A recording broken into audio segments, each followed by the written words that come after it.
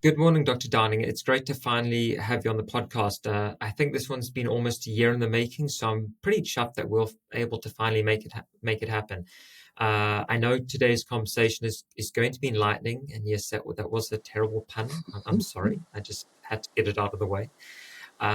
Anyway, before we dive in, would you mind just giving us an intro, who you are, how you got into the world of ecological and functional medicine? So obviously I'm a doctor. Way back in the early 80s, I discovered about nutrition, basically, and then about food allergy. And I set up a laboratory doing food allergy testing, the first one in Britain. And then a few of us got together and founded a society, which is now the British Society for Ecological Medicine, which I'm currently the president. And we describe ecological medicine as being a systems approach to health, looking at the interactions between the individual and the environment. So inputs from the environment are things like nutrition, obviously, toxins, increasingly environmental pollution, of course, and also general lifestyle stresses and so on. Okay. Then in middle of the 80s, I discovered the work of John Ott, who's the guy who described the problem of mal-illumination. That's a fascinating sort of story, Dr. Downing, and I'd definitely like to chat to you a bit more about the food allergy testing a little later on, maybe. Okay, so we've obviously worked together in the past. Well, I mean, you've kindly listened and I've talked about obscure chemistry that nobody cares about. However, I think maybe what drew me to you as a practitioner was your MO, your modus operandi. You have a very systems-based approach to medicine, which you've already alluded to, even within the sort of this functional and integrated space. And by that I mean, again, as you've alluded to, you really do start with the basics, focusing on nutrition, mitochondria, lifestyle, and, well, today's conversation, which is really about light. Now, of course, we're here to discuss what these photons of energy are and why we need them in their natural state, of course, to be healthy. However, I'd like to quickly rabbit hole, if that's okay, and discuss your forthcoming book, which you very kindly sent me some notes on in preparation for this podcast. Again, maybe it's just the want to be author in me, and but it's also a question I asked Dr. Jenny Goodman earlier on in the year. But what drove you to write it, and why in particular did you choose to focus on light as a topic? Okay, so way back in the 80s, I wrote a book called Daylight Robbery, The Importance of Sunlight to Health. And that was really based on the work of John Ott, who's the guy who made time-lapse films of plants flowering and that kind of thing for Walt Disney. And you can still see some of his work on the Disney Channel. And the story goes that this back in the late 50s, really, he was getting a bit, rickety and arthritic, and so he used an old bicycle to go down the bottom of the garden and that kind of thing. And then one day he broke his glasses and didn't have a spare pair, so he was without for a few days. Now, after a few days, he suddenly noticed that his arthritis had gone. And so he was so excited, he rushed upstairs, which he hadn't been able to do for several years, and told his wife. And from then on, he went on to look at the effects of light in all sorts of things on people, on diseases in people, on animals, described a lot of things with animals. I think the most remarkable one was that some animals who normally in captivity can be very aggressive, like male rabbits, for instance, and also minks. I mean, minks, for heaven's sake, are notoriously nasty, you know. But you put them in the right light, which them, they come from a cold northern place, is quite a blue light, and they become friendly little animals and won't savage your fingers at all. So it's clear that there was an influence there of light, a very big one. And what he figured out is, firstly, that we're all deprived of light because we moved indoors. And obviously, light is, there's the environment we evolved in. But we deprived ourselves of it. And secondly, he figured out that we're getting bad light, bad vibes from our devices. This is before we even invented the smartphone. But he got, he clearly this thing. He saw problems coming from lighting installations in the ceiling, from cordless phones, and from TVs. Fair enough, and obviously that's what then drew you to write the book. Yeah, I do like the sort of the thoughts about rabbits. Yeah, I grew up with rabbits as sort of family pets, and yeah, and I often think, to quote Beatrix Potter, that Mr. McGregor had it right. They're probably best found in pies. They are vicious, nasty creatures, or at Right. least from my experience of them, and I'm surprised I haven't ended up with tularemia. I'll tell my mother that she's got to sort of stick her rabbits into sunlight when she brings them in or, Yeah, or something to that there you extent. go. Yeah.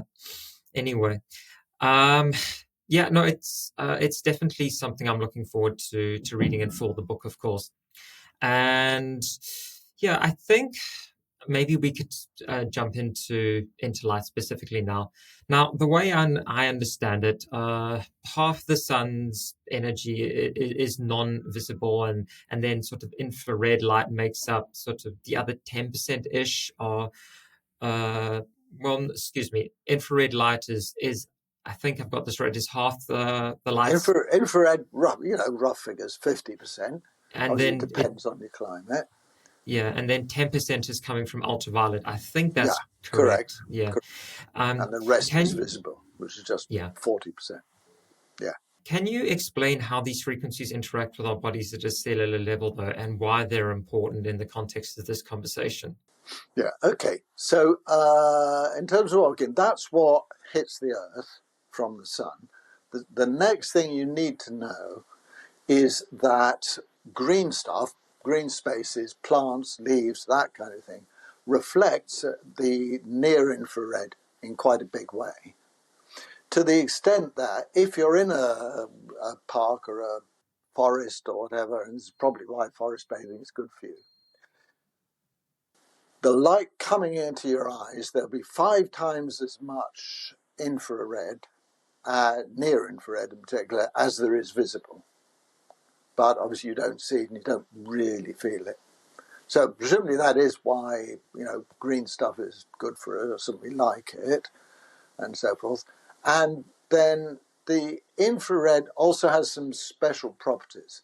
The first is that it penetrates very well into our bodies, and we can, things like the cerebrospinal fluid in our brain and the amniotic fluid in a pregnant uterus, they transmit that infrared very well, and lots of other things transmitted around, so that we got our numbers wrong on infrared.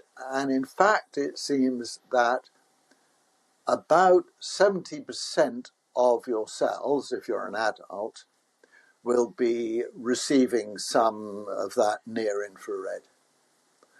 And if you're a child, and therefore smaller and so forth, it's 100% of your cells. Okay. And then when it gets there, the next thing is that infrared has some particular properties, has a particular resonance. The one that everybody knows about, which is thought to be, well, thought by some people to be the way that infrared light works, is that it interacts with complex 4 of the electron transport chain in your mitochondria. So it's a key part of energy production in every cell in the body. And that does seem to be true, that happens. But there is also an interaction, or several interactions, with water in the body. And since 99.9% of the molecules in your body are, by number, are water molecules, there's a lot of scope for that kind of interaction to go on everywhere. Would that with where light works at complex 4, would that be working on cytochrome C oxidase? Yeah, that's right. Yeah. Okay, and that's the enzyme that then helps to produce energy in the form of oxidative phosphorylation, or ATP. Is that correct? Yes, it is. Okay. I think, Dr. Downing, I'd love to also dig into a bit about how light specifically helps to regulate our circadian rhythms, because I do feel that's often overlooked by a lot of people. It's taken for granted that we need sunlight, but how and why is light important for regulating our circadian rhythms, especially in the morning? And then how does that then play a role in the way our bodies operate? Right, okay. I have to go back a bit, and we have to talk about melatonin. Yes. Okay, can we do it that way? Okay, perfect. Yes, right. Definitely. Got a few questions there. Okay, so we thought, back when I wrote Daylight Robbery, we thought that melatonin was stuff that was produced by the pineal at night, and some of it got into the brain, and it helped you to sleep, and maybe it was also an antioxidant. Now we've had to completely reframe that, because melatonin is as old as oxygen. It's as old as mitochondria, in fact, really, and it's been, as they say, it's been evolutionarily conserved. You know, we obviously need it. Clearly, its main purpose is as an antioxidant, and particularly in the mitochondria, because one of the costs of the way mitochondria use oxygen and produce ATP is that there's a bit of a percent, it's not perfect, so there's a bit of percentage fallout from it, so we always produce some oxidizing radicals by that process. Those being reactive oxygen species, is that correct? Yeah, correct. Yeah. And so the amazing thing is that melatonin is produced when it's needed, where it's needed, which is predominantly in the mitochondria, and just the fact of producing the ATP will trigger the production of melatonin. It's a kind of an automatic process there, right? So when we need that most, for the whole body, we need it when we're active. And so the way it's supposed to work, in the morning, bright light, particularly blue light or high energy visible, as we call it, blue and green, hitting the eyes, sends a signal to the brain. This is the suprachiasmatic nucleus. We don't need to get into the technicalities. Sends a signal to the brain. It's wake up time to do some activity. And so that switches off the brain cycle of melatonin, which we'll come to in a moment, and switches on the whole body activity. And you can make that work even better by some reasonably vigorous exercise for something like 20 minutes in the morning, because that will activate your whole body production of melatonin. And we can record that from the blood level of melatonin, but the stuff in the blood is the spillover. It's the stuff that's left over. I mean, it may be a good idea that it goes around everywhere in the body, but it's the stuff that hasn't been used in the cells, and particularly in the mitochondria, to mop up free radicals. Now, the brain is different. Because the brain is about 2% of body weight, but it uses about 20% of the energy molecules. It is so intensive that it has to have a special system for this, and basically that happens when you sleep. So what happens when you sleep is that your body is effectively paralyzed, except for all the bits like breathing, of course, and that prevents you, burning up, doing adrenaline-driven stuff. And in the brain, the pineal switches on, and it pumps melatonin right into the third ventricle in the middle of the brain there. And from there, it diffuses all around in the cerebrospinal fluid and then into the brain tissue. And at that point, it connects with what we call the glymphatic system, right, which is the kind of the lymphatic system of the brain. And what happens with that is that at this point, synchronized with the melatonin delivery, you start pumping fluid and toxins and so forth, waste products, out of the cells into the extracellular fluid there, and particularly into these lymphatics, which are paravascular.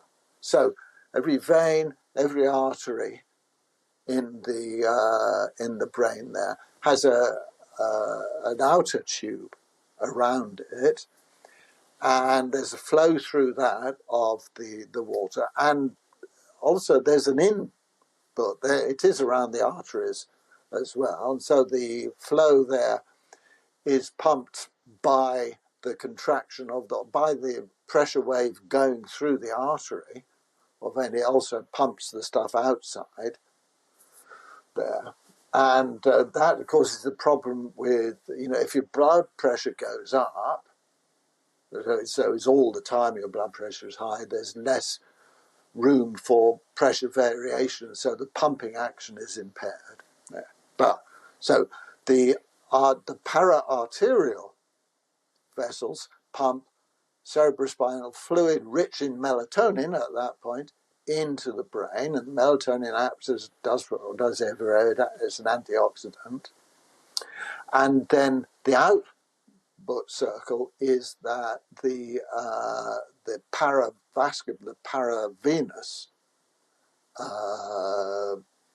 glymphatic system pumps a load of fluid with a load of toxins and so forth out of the brain, and then it connects with the main lymphatic system of the body, but only when it comes out. And a lot of that goes through the nose here and connects with the tonsils, which are reasonably described as the toilet of the brain, or the drain of the brain, if you like. And so that's sending because one of the points of the lymphatic system is not only does it as a route for bad stuff to go out, but it delivers that bad stuff, the cells and the molecules, to the lymphatic system, to the lymph nodes here and everywhere in the body. That's where the immune system gets its information about what it's got to deal with and can get activated appropriately as necessary. So all that stuff comes out. So it's a beautifully coordinated system. and it happens naturally when you sleep, and particularly deep sleep, level 4. So that is why you can't detox your brain and think or do stuff at the same time. Yeah, that's fascinating, and it does just show the importance of getting that, of why it's important to get that natural light first in the morning to sort of, well, to start that system going, I suppose. I mean, what's the old saying? A good night's sleep starts the morning before. Dr. Downing, yeah, what are your thoughts on supplemental melatonin? I mean, everyone and their uncle has an opinion of this, obviously. I fall into the camp where I don't necessarily think it's a bad thing, and I've definitely utilized it, and found that there's really no detriment, at least for me. I don't notice that there's any sort of negative feedback loop that seems to sort of exist, again, just subjectively. And I do find, yeah, that it definitely helps recovery in terms of aches and pains, and far more so than playing around with things like liposomal and glutathione, which I think most people associate with being the body's master antioxidant. Obviously, there's definitely, as I mentioned, there's some controversy around it, especially in the UK where it's not available over the counter. And but yeah, do you think that supplemental melatonin is something that should be looked at more freely, or is it an issue? Well, it's a slightly complicated question. Firstly, you can boost your own melatonin production with near infrared light. And that clearly is that clearly works. It's been shown to work. We don't have enough studies yet to say how good, how much, and so forth you need to do. But I mean, you could just, well, actually, let's start from your point there. That first thing you need is a good night's sleep. Second thing you need, or that can help, is sunlight and or red light to boost your own production of melatonin. And the paper that showed this was a study on young athletes, and they gave them a red light, one of those whole body red light mats, had them take half an hour of that late in the evening. And then after a couple of weeks, they measured their melatonin levels in the morning. So we don't know exactly what was happening in that one, but we can see that there was an effect. Their melatonin came up, their sleep improved, and their athletic performance improved compared to controls. So it obviously works, we just don't know all the parameters properly yet. But as to taking supplements of melatonin, well, it's clear that small doses, like 3-4 milligrams, that kind of thing, can have a definite effect taken last thing at night and help with sleep and so forth. But it's also interesting that people with cancers seem to tolerate a huge amount more of melatonin without completely zonking out. And presumably that is because there's a lot of justification for melatonin. There's a lot of stuff there that melatonin can help to mop up. So that people have given people with cancer tens, 40, 50 milligrams several times a day, and got benefits with it. But what they don't do is don't give it at night, because then it's going. If you're dealing with a cancer in the body, you want it to all be directed there. So I don't think that I haven't yet seen. I haven't yet seen a real bad effect from taking supplemental melatonin. But in a way, it's not fixing the real problem, is it? No, of course, yeah. It's again just another patch to sort of, well, I do find, yeah, again, anecdotally, that's quite effective. What about as we get older? I know this starts to sound a bit woo and a bit out there, but there definitely does seem to be something, at least from my view of the literature, that as we age, there's some calcification of that pineal gland. Do you think there's a case to be made that as we get older into our 50s, 60s, 70s, 80s, etc., that maybe a low dose of melatonin, even if it's just a dose that is equivalent to what's produced in the body, so sort of zero point 0.3 to 0.5 milligrams, is that maybe an effective strategy that people should maybe think about? Especially from an controlling oxidative stress. Well, if it's brain you're after, brain where the problem is, then yes. And I mean, if you're thinking about pineal, but remember the pineal doesn't really have much to do with whole body melatonin. So if it's non-brain, then I don't see the point. I yeah I've often given it when I've put it on a longish term basis. I've always told people to leave it off for a couple of days, and like for instance, take it Monday to Friday, leave it off at weekends, and that seems to allow the dial to reset, so you don't become tolerant of it. You don't get used to it.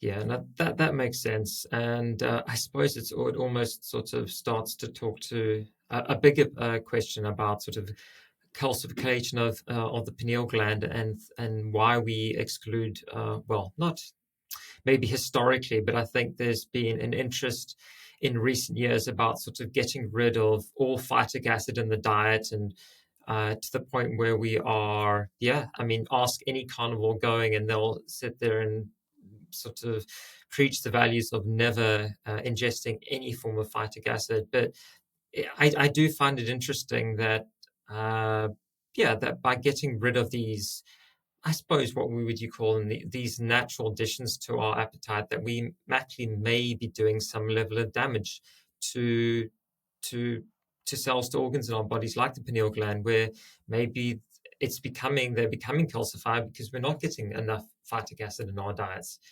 No, you have a point there. I mean, I have to say, I'd still got to say that we wouldn't start for many things with phytic acid. You have to start with sugar. Sugar, Like sugar is the thing that is most bad for you, most destructive of immune systems and health in general.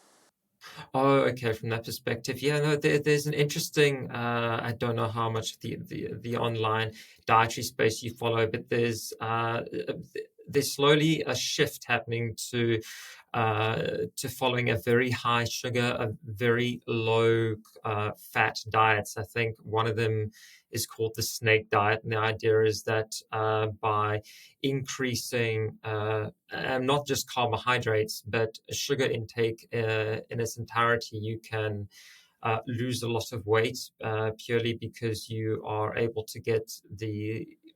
able to bypass a lot of the dysfunction that we see in mitochondria today, where there's this sort of elevated CER response and the sort of inability to burn fat. And a lot of people are now utilizing very high sugar intakes to just improve energy intake and to improve weight loss, because then you aren't being met by this sort of inability to burn fatty acids. Mechanistically, it does make sense, but then, as you pointed out, you're going to end up with a lot of inflammatory signaling further down, increased levels of AGEs, increased levels of oxidative stress, and so yeah, not to mention the issues that would arise with gut issues. Yeah, Um, quite. Yeah. so yeah, There you go. You've made my case for me.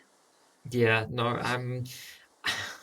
the whole diet thing, I do go forwards and back on. Where do you, a bit of a tangent maybe, but where do you currently stand on ketogenic diets and their efficacy with long-term use?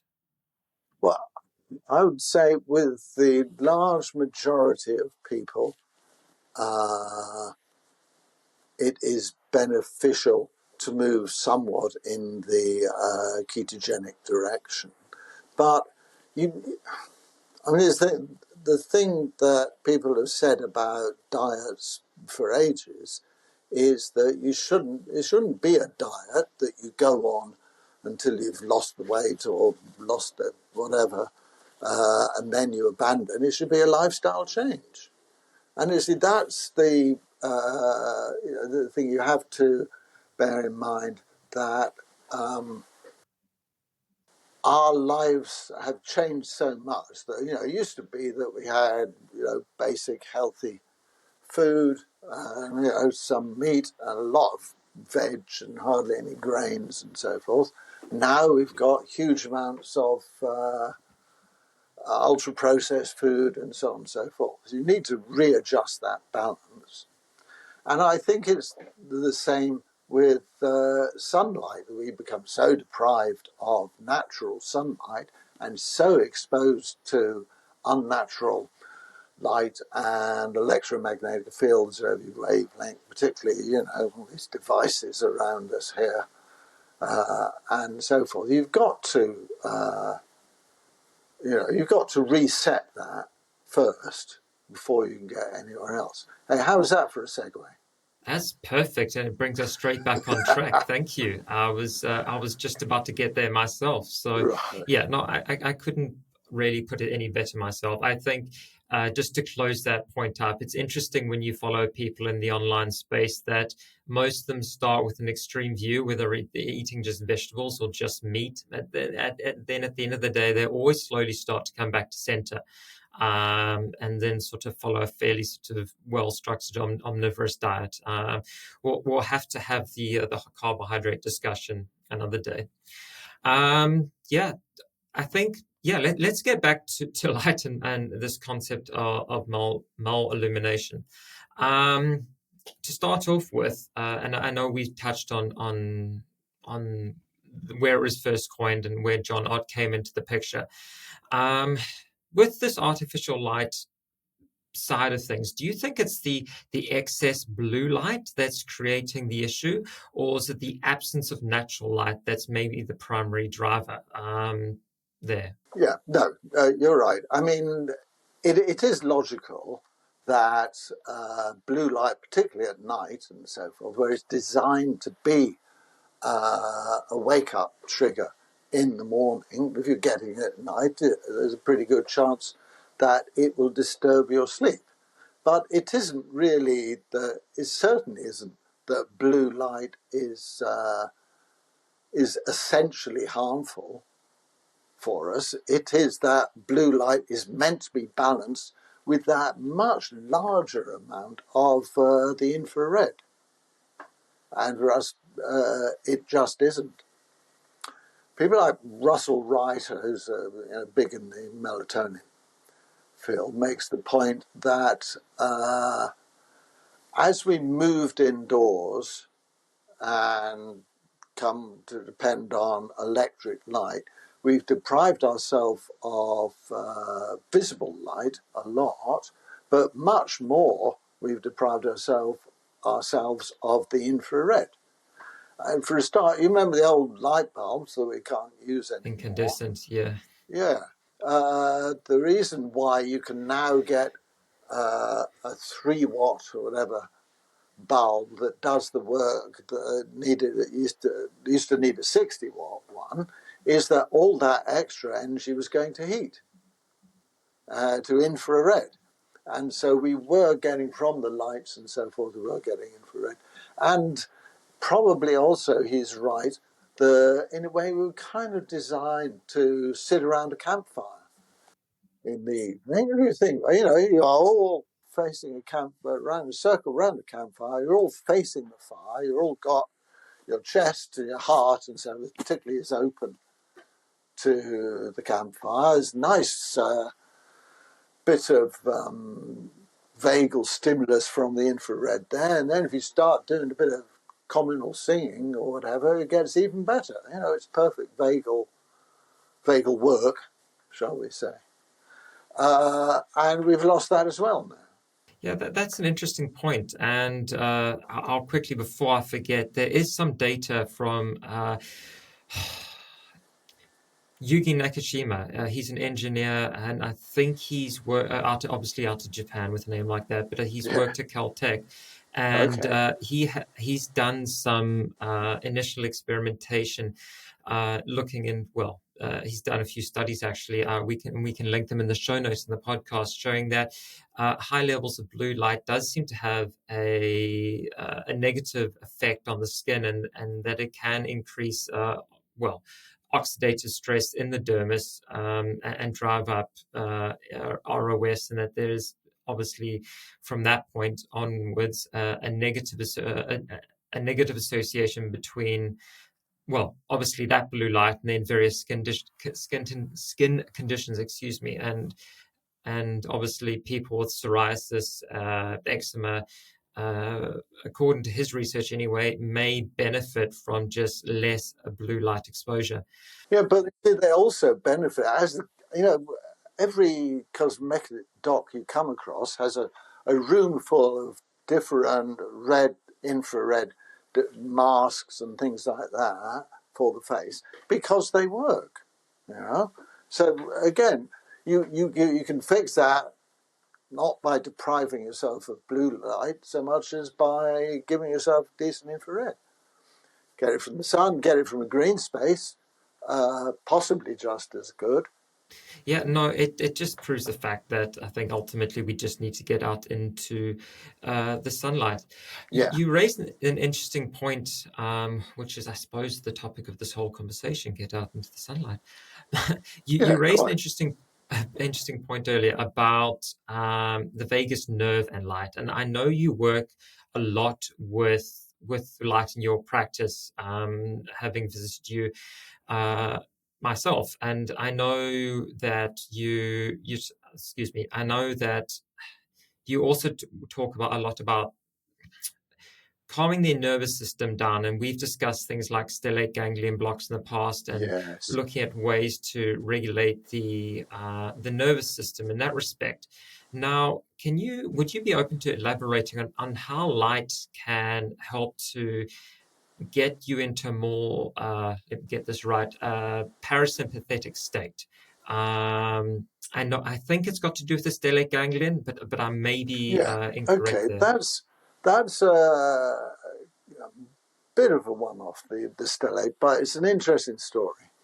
The stellate ganglion is really just a collection of nerve bundles of nerves in the sympathetic immune system, the sympathetic nervous system. They basically all runs down here, and so it's a fusion of the sympathetic nerves coming out of the fifth and sixth cervical, and 20% of people don't even have one. But Yes, I remember you telling me that.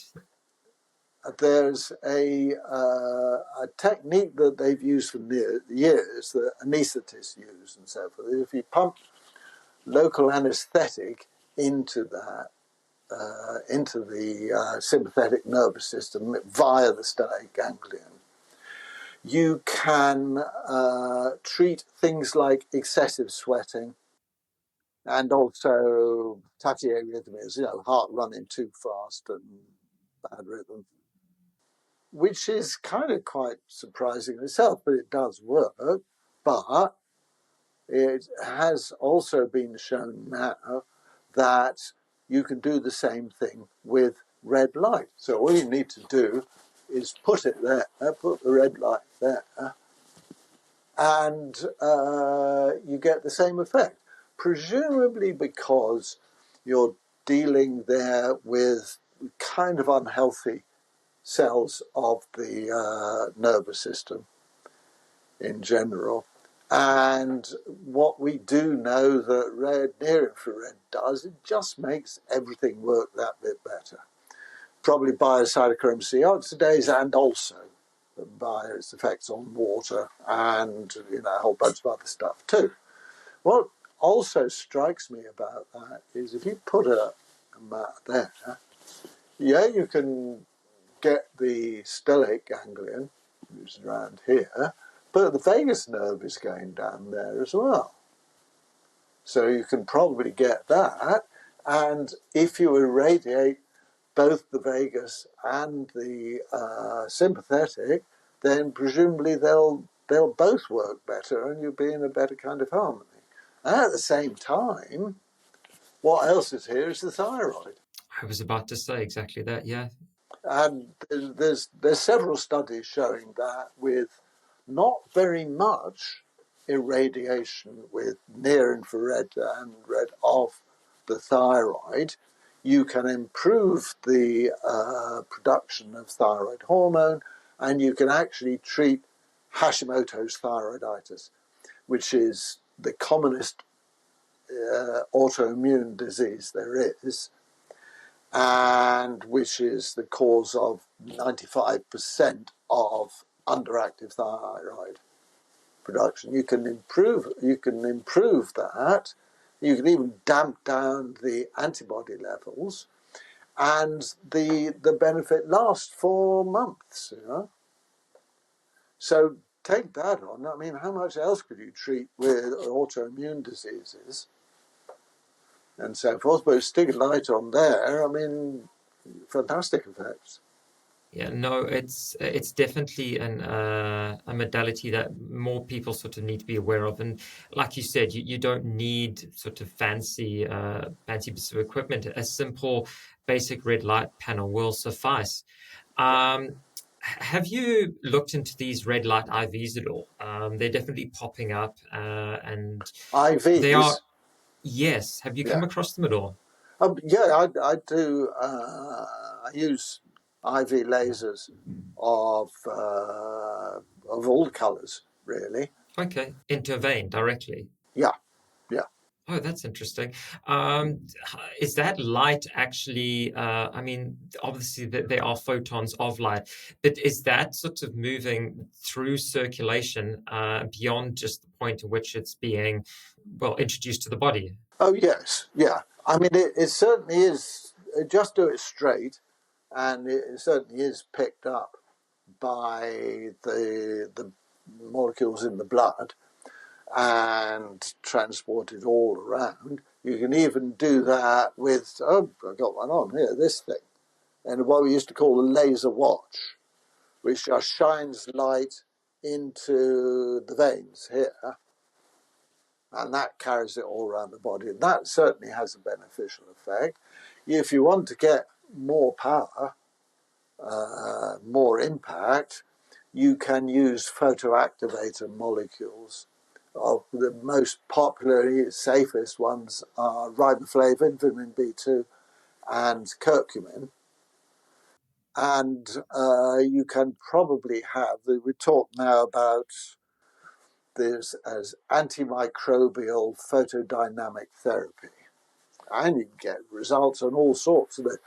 The guys, they published some papers showing that this can work really well on infections like COVID. There's slightly different techniques with COVID, but I think really most infections can respond to this, and they can't become resistant, which is a problem. So, I mean, what I'm looking at now, this is, not stuff for people to do themselves, obviously, right? Well, I'm looking at things like Lyme disease, and Borrelia and the other bugs there, which people end up on antibiotics for weeks, which is not a great thing. And so you can combine the antibiotic therapy with the photodynamic therapy. I think you can achieve the same result much better. Well, there's evidence that you can. Yeah, and I think those antibiotic therapies obviously they have their place, but when people start to run them for months, if not years on end, you're ultimately going to end up with God knows how many other issues, all sorts of bad fungal infections developing, etc. Obviously, we can't have a conversation about photodynamic substances and photoelectric substances without touching on methylene blue, which is definitely in vogue at the moment. Now, I think that it is an incredibly useful compound. I think that there is something to be said about it causing disruptions in people with already healthy functioning electron transport chains, and that it's probably being used a bit too willy-nilly, to be blunt about it. However, as a tool, I think it's incredibly effective. I do, again, especially at the dosages that some people are starting to take it at, worry that when you start to inhibit certain enzymes like MAO, which can maybe create issues with histamine and other similar reactions. What do you think about methylene blue at the moment, just broadly speaking? It took me a while to be persuaded of the merits of methylene blue, but I did come around to it. And I pretty much agree with all you say. I mean, it's the first ever synthetic drug, really, and it's not a naturally occurring thing in the body, so it's not also molecular in the strict term, but nonetheless it does have some remarkable properties, and of course. Red light in the lasers would activate methylene blue as well, or vice versa. And there are a lot of circumstances in which it may be beneficial to shift more electrons around the body, but actually it's a case of, as the Irish say, if I was going there, I wouldn't start from here. Right? What you should be starting with is the sunlight having its interaction with structured water and enabling the general flow of electrons around the body and the Zeta potential, the negative charge that keeps our blood cells apart. That's a perfect answer. And again, you're setting up my segues for me today, because the next thing I want to talk about is water. Now, I know there's this synergy between light and water, specifically structured water, and I think most people would likely agree with this, at least from an intuitive standpoint. And before we sort of dig into this a bit more, though, would you mind helping me and the audience to understand what exactly structured or easy water, as it's sometimes also called, actually is, and then why specifically that's so critical to our health? Right. Okay, so I have to struggle now because the guy who isolated vitamin C, Albert Szent-Györgyi, I have no idea how to pronounce it, I still don't know. Anyway, 60 years ago, he got very interested in water and he remarked that there are a number of references stating that all sorts of liquids, not just water, can become more structured when they're in contact with a suitable surface. But let's stick to water because it's more clear there. Water is all to do with charge and things. For something to be water soluble, it needs a bit of charge there, either positive or negative. And what we now understand is that if you put water in contact with a surface that has a little bit of charge there, it could be negative or positive, quite honestly, it will take on a shape. And it will become what various people have called liquid ice and that kind of thing. And Schenk Georgi remarked that there are two melting points for water. One is 0 degrees centigrade, where solid ice becomes liquid. And the other is somewhere between 30 and 40 degrees, so somewhere around our body temperature, where this liquid ice will melt and become water. But provided you don't go outside these parameters, water in contact with the surface will form just a monolayer, just one layer of molecules of water taking on a hexagonal shape, right? Ordinary solid ice has a hexagonal shape, but it has it in 3 dimensions. Liquid ice has a hexagonal shape, but only in 2 dimensions, right? So the successive layers don't bind together. And once that, what happens when you do that is that the ratio of hydrogen to oxygen becomes different because of the hexagonal shape. So it chucks protons out. So that's the first reason why it's called EZ, exclusion zone water. And so the surface, on the surface there, it has a negative charge, and the bulk water, as they call it, outside that has a positive charge. Now, what can then happen is that infrared light in particular will cause more layers of structured water to build up. And you can even get from that, you can get a flow of the protons and so forth outside. You get flow in the bulk water, spontaneous get flow. But you'll also, in the hexagonal water, you'll get a flow of both electrons and protons along it. It's a very good conducting system, and it seems that it's, if you like, I call it an electron superhighway.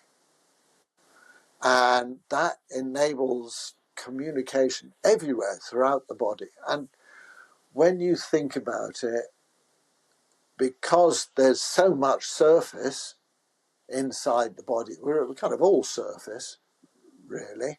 And so all these surfaces, the cells and the molecules, big proteins and so forth, can accommodate a lot of structured water around them. And the whole interstitium, the bit outside the actual cells, is full of molecules that will do that. And some of them, of course, are collagen, the stuff that holds us together. Without collagen, we become a blob, really. And so this is a super conducting system. And this actually makes a lot of things work better, including the mitochondria and their energy production. Yeah, no, I can imagine if you've got electrons that are flowing more easily through a medium, you're going to have improved cellular communication. You're going to have improved mitochondrial function. And as I recently spoke to, as you know, Gillian Crowther, she was talking specifically about the other roles that mitochondria play beyond just energy production in the body and the production of ATP. So no, it makes complete total sense. And thank you for bringing up that point about superconductors. I know that's something that Jack Cruz, bless him, goes on about a lot when I actually understand a word of what the man's saying. That was great. Thank you very much, Dr. Downing. I'll admit I may have to re-listen to some of that, but I got the gist, so thank you. I'd like to sort of move on to this concept of Zeta potential, which I know sort of underlies a lot of what you've just said. Now, again, I'm to quote A.A. Milne, a bearer of very little brain. So I don't understand the concept in its entirety, but what I do understand is that it's essentially a negative charge that keeps cells separate and flowing. Maybe beyond this point, though, I sort of fall into I'm a bit dense category, so I don't understand it entirely. But could you help us to understand what Zeta potential is, and how this combination of light and water then, I suppose, makes life possible? Yeah. If you've come across live blood microscopy, dark field Yes. microscopy, Yeah. so typically one or the first, if you're sick and you go and somebody takes a sample of blood and looks under the microscope that way, one of the first things they're likely to say is, oh, look, all your red blood cells are clumping together. Right? Now, you've got positive charges, negative charges. Like charges repel each other, opposite charges attract. Right? So the zeta potential is the negative charge on the surface of the red blood cells that keeps them apart, stops them clumping, and therefore makes them flow much better through cells. I mean, there's a load more to that, but that's basically it. And where it comes from is the structured water on the surface, which is negatively charged, and the positive charge goes away from that. And that is obviously helped by infrared light building up the layers of the structured water, but it's also helped by ultraviolet, which increases the negative charge in those layers. And of course, there's Stephanie Seneff. This is at MIT, isn't she? Who's a brilliant writer and thinker about these sort of things. She reckons that one of the main purposes of cholesterol is to provide the sulfate that actually, because cholesterol's a lipid, it's oil soluble. Typically it's in the membrane of the cells, and typically the thing is called lipid rafts on there. It doesn't wander off in through the water, right? Well, if it's there on the surface of a cell, on the membrane of a cell, then the sulfate charge it brings with it will provide a negative charge to the cell as well. Will boost the negative charge, if you like. So that makes everything flow better and improve the oxygenation and everything, right? And so, I mean, that's all about providing electrons. And you see, the ultraviolet has a role there as well as the infrared. And, you know, the biochemists say that they say that we pH, so we urinate out hydrogen ions, protons, right, positive charges. And also they make the point that we need all of these things. We produce water by mitochondrial activity, and that water is nice pure water, and it's what we could call deuterium depleted water. So it doesn't have the deuterium messes up with the whole ATP. You know, deuterium, which is a double hydrogen molecule, it makes the structured water layer there, particularly around the mitochondria, more viscous. So it slows down the energy production. I think Stephanie, was it Seneth that you mentioned? I think she's Yeah. done a lot of work directly into this idea of deuterium depletion as well. And I know we're getting off on a bit of a tangent there, but yeah, if you were just to elaborate on what you were just saying, why is deuterium such an issue when it comes down to the sort of flow of electrons and mitochondrial function in general? What mitochondria do is using this electron, the complexes, the big molecules of the electron transport chain, they build up protons, positive charges, in the interspace, the intermembrane space. They have a double layer thing on top of them, and inside there they build out protons. So it's exactly like a battery. I mean, it is a battery, right? And then those protons go back into the inside of the mitochondrion through this molecule called ATP synthase, which is a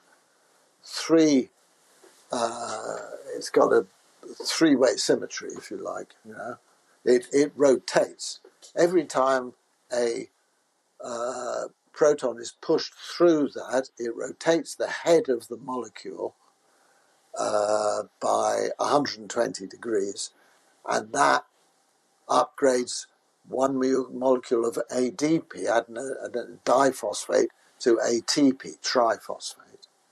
That's our main energy currency. So this is a very small thing. I've still got a video that somebody in Japan actually managed to put a fluorescent marker on it and film it going round by 120 degrees a time, which is a wonderful thing. But this is very, very small. It's, you know, the opposite of stuff that's visible from space. It's barely visible at all. And it is therefore easily clogged up by stuff getting in there, like deuterium, which is just a molecule that's just that bit too big for the whole process. So it slows down the rotary action. Yeah, no, I think there's a case to be made again about why reducing carbohydrate consumption can be an effective tool to help reduce deuterium as well. As I understand it, following a lower carbohydrate diet, actually helps to reduce deuterium levels in the body. Dr. Downing, I know we've only really scratched the surface today, but I also know that you probably have patience in a life beyond just keeping me and the audience entertained. So I'd like to pivot to maybe talking about what we can do to sort of optimize our lighting environments and subsequently our health. Now, I know there are a lot of parallels here, and of course we've got to touch on the piece about EMFs, because these obviously are going to play a large role in it as well. But if you would be open to providing a framework that the audience could maybe use to optimize the environments in which they live, they operate, I think that would be very helpful. Obviously, light being the focus, and again, I know there are many moving pieces, but when working with patients, how do you counsel them in this regard, and help them to see the woods for the trees? Okay, so the first thing you need to understand is that it's not an absolute, it's not a binary, a black and white thing that you have to get all the devices rid or whatever and be totally free of EMFs. You can't really do that in the real world anyway. And actually, you don't need to because it turns out every bit helps. One of the most interesting studies in this regard was one that Trevor Marshall did about 10 years ago, where he gave people a hood that screens out electromagnetic fields, or at least some of them. It partially screens it out. And he asked them to wear this for 4 hours sleeping and 4 hours waking in the 24. So that's 1/3 of the time they were using this thing. These were people with they were on treatment for autoimmune diseases, whole assortment of them, right? And so they did this for, I think, 3 weeks. And 90% of them experienced an effect. Now, that is really surprising to me that, I mean, what the best that can have done is to reduce their EMF exposure by 25%. And yet it had an effect. And it is not surprising to me that it wasn't always a good effect, because we've learned this about electrosensitive people, certainly, that you have to be very careful about switching it off. You know, maybe the body's just got adapted to it. Maybe it's like food allergy is the other side of a food allergy is an addiction. Quickly on that one, do you think that's having a sort of that's obviously driving an immunological response then? Would that be correct? There's people who are electromagnetically sensitive. Well, certainly an inflammatory response. Yeah, that was it. Sorry, I was just sort of trying to maybe understand and paint a picture for the audience as to what happens when people are electromagnetically sensitive. That's sort of upregulating many of the immunological processes that then drive inflammation. Okay, perfect. Yeah, sorry to interrupt you. No, that's okay. So I think that what you need to do, we should all do, is at least try and limit EMF exposure, get less bad vibes, and the way to start that obviously would be your sleeping area. You know, no phones, no anything there that's emitting whatever. Wi-Fi, if you have to have it far, far away, and so forth. So there you should be getting maybe 8 hours of relatively free thing. And the other thing you should be doing is getting more sunlight. And ideally, first thing in the morning, when you activate the adrenaline-driven sympathetic system, and with some exercise, you can bring your melatonin level up nicely. Yeah, back to the melatonin piece again. That's very sort of sound advice, and I think there's definitely some tips and tricks there with regards to the EMF exposure too. And I think maybe utilizing things like magnesium supplementation in the evening to sort of help offset those calcium beta Absolutely. voltage channels are good ideas. And but yeah, We aside from don't have time to go into, but there are a long list of things here of things that can help in this regard. And yes, absolutely right. Magnesium and vitamin D, of course, still important. Just because we have discovered this other stuff about light doesn't mean that vitamin D went away. So this is one of the hood type things you can put. I'm not going to put it on because it completely mess up the earphones and glasses and so forth. But it covers the whole. You can get beanie hats that do the same thing, but I don't see the sense of that. Well, you don't want to just screen the top third of your brain, do you? No, not at all. And also, a good point. Let's get while we're getting good light to the stellate ganglion and the vagus nerve and so forth in the neck, let's also screen some of the EMFs away from the neck. So that makes sense. So that's worth doing. Protect the thyroid as well, yeah.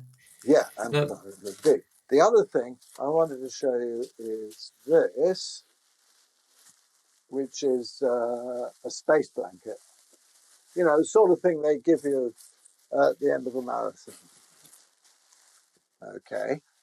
And there's a guy online called Peter Vito who figured this out. He published a thing saying maybe this is the second best light therapy device there is. The first one being the sun, obviously. So what he worked out is this thing will reflect EMFs, photons, whatever, back into you, right?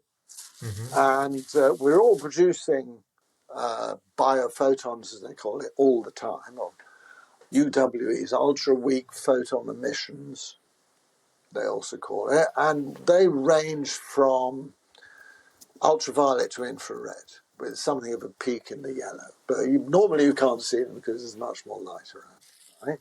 But you can reflect them back in. So use this and just wrap it around yourself outside like clothing. You don't want to put it next to the skin, or the metal will just conduct the heat away from your body. But if you put it outside, I think, or just under or above the top sheet or under the bottom sheet or something like that, it will work fine that way. I mean, he says if you do it under the undersheet, then get some earplugs as well, because it keeps doing that sort of sound. But he got some benefit from it. He said that, it's a strange effect. It's not like just being warm.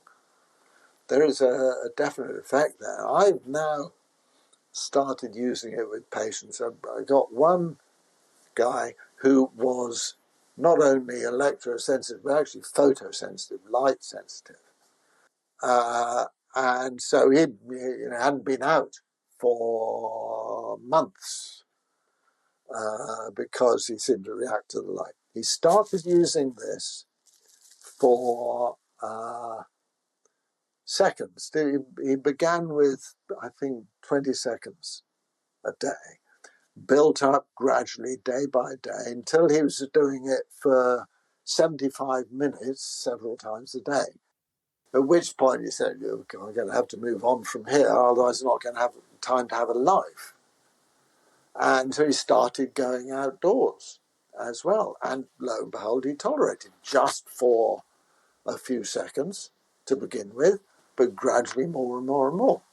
And so last thing I heard from him, this is a year after starting this project with the space blanket, is that the sunlight he said, the sunlight is starting to have a profound effect on my energy levels. And I think this is going to be a real breakthrough. That's incredible. I was just doing a quick Google while you were talking and looking into sort of how space blankets were made, because embarrassingly, I didn't know. And I wonder if there wouldn't be almost some sort of Faraday effect with by using them too, potentially, if you're sort of Oh, sleeping that's at night, interesting.